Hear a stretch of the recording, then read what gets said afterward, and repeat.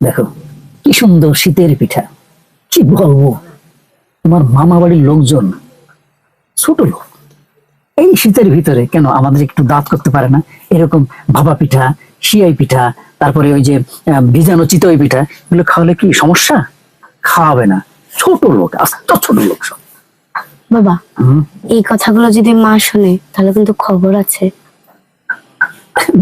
দুর্ভাগ্য, এই কথা তো তুমি আর আমি বললাম, শুনবে কিভাবে? শোনার কোনো অপশন নাই। যদি মুখ খুশকে বলে ফেলি?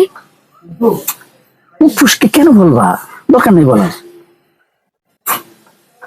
বাবা, হুম। আমি যদি মুখ খুশকে না বলতে পারি, এর কোনো ওষুধ আছে?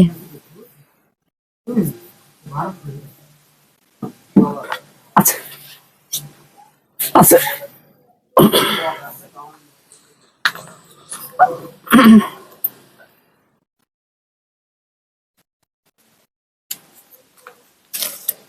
থ্যাংক ইউ বাবা।